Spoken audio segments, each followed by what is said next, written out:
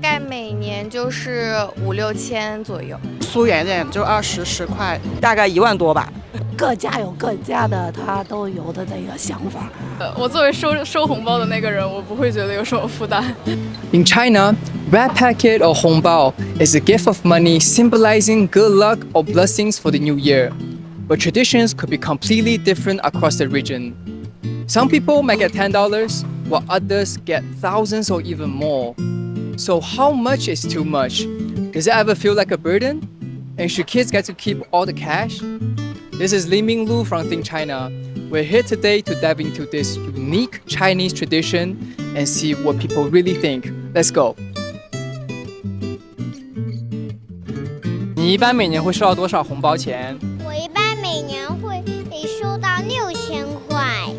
一般都是谁给的？阿娘，还有很多外婆啊、爸爸妈妈，还有小外婆、小外公啊什么的都会给我。外面人一般就是打200块钱左右，如果是家里人的话，一般就是1200左右，大概1万多吧。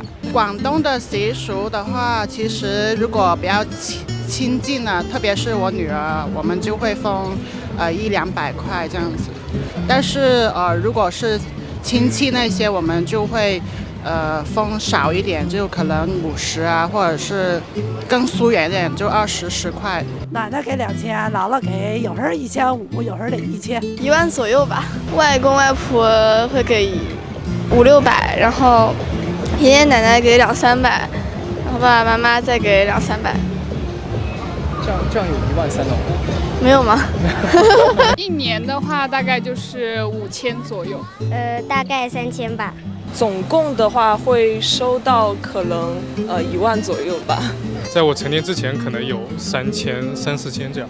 大概每年就是5、6千左右。如果在福建的话，我们单个红包可以就是1000到2000，然后总体的话会将近就是1万的左右。比较好的亲戚都是500左右吧。然后如果是我的直系的爷爷奶奶、外公外婆，他们会给我1000。然后比较不熟的就是200、200-300的样子。红包一般是上交给家长，还是您自己收下？我自己一直收着，就是从小一直攒着，然后在一张银行卡里。但是我爸妈其实他们是有一点想要把这个卡，就是他们保管，他们怕我乱用。但是目前钱还是在我这里，但我也没有乱用嘛。自己收起来，然后藏在一个地方。能方便告诉我你藏在哪里吗？藏在床底下。红包一般是由你自己拿，还是你会给家长？一般是我自己拿吧，藏在爸爸妈妈的抽屉里，因为我也不能用钱。小的时候一般是上交给家长，长大了之后就自己留着。从小的话就是自己保管，因为这个的话是根据他父母自己对这个金钱的一个价值观，然后可能会影响到这个问题。老人呐，给立的那个卡。完了，红包收了，直接打孩子卡里头，将来孩子上学用。一般都是我帮他拿着，可是他会说我不能乱用他的钱。我女儿小的时候，我也有帮她存，就是说我帮她收起来，然后寄存到银行这样子。在我上中学之前，因为我感觉大多数东亚家庭都这样，就是上交给父母。然后在我大概上高中的时候，然后就有自己保存的权利。你觉得为什么春节会有红包这个习俗？为了压岁，防止有个叫岁的怪物吧，然后碰小孩。因为我之前听说过压岁钱是新年的一个活动，我觉得是在把坏的东西压掉，迎接新年一个好的东西。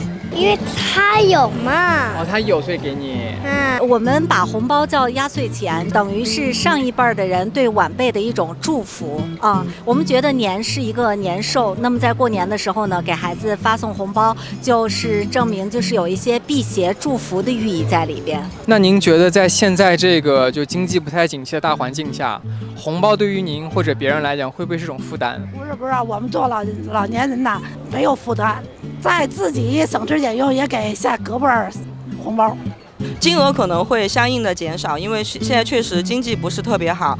但是这个红包其实就是个意思，然后就是对朋友啊、家人的一种祝福，其实多多少少都无所谓。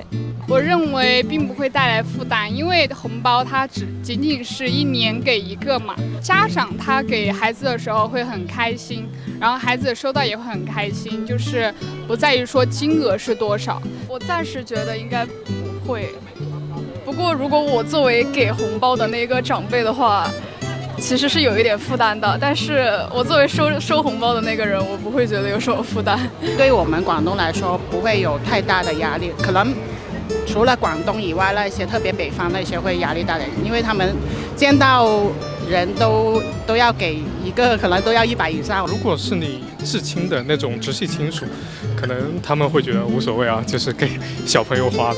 但是如果是那种很久远的亲戚，你几年都打不着联系的，然后突然说你需要给他过年红包，那我自己其实是不太乐意的。像现在很多人都不生孩子，或者说不结婚，你认为红包这个习俗对这些人来讲会不会有点不太公平？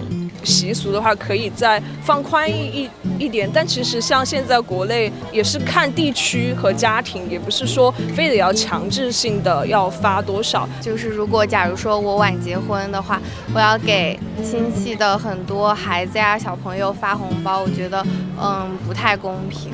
各家有各家的他都有的这个想法。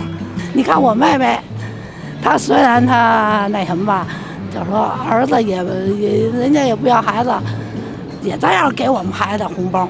因为我们年轻人都还好，我们有小朋友的都会互相说，哎，今年我们就不互相发了，或者是我给你买什么东西之类的。我父母或者更年长的那辈，他们可能会觉得，因为在你小时候我们给他什么红包，然后等你长大之后你应该补回去什么。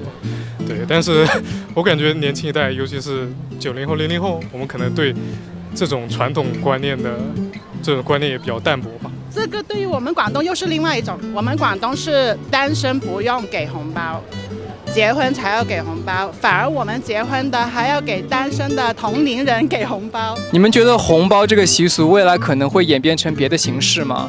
我觉得就是短期这些年来说，应该还是就是以红包为主吧，可能以后会出现可能送礼啊什么。我觉得可以演变吧，演变成那种小孩子喜欢的东西都挺好的。我觉得还是应该会继续这个传统。我觉得会逐渐淡化，会变得没有以前这么隆重，这么有仪式感。我觉得不会，就是乐意高高兴兴给下一代。怎么的也是下一代，你要闭了眼的不也是下一代吗？干嘛不让他们高高兴兴的呀？是吧？有一年呢是给家里面的小孩子买了泡泡玛特的盲盒。比起金钱的话，对于小朋友来说，那么玩具会让他们更觉得开心一些。我感觉短时间内应该还是不会吧，主要是因为这个习俗确实很久了，然后很多人都会过年，很多小孩子会对这个有期待，所以我们应该还是会继续下去。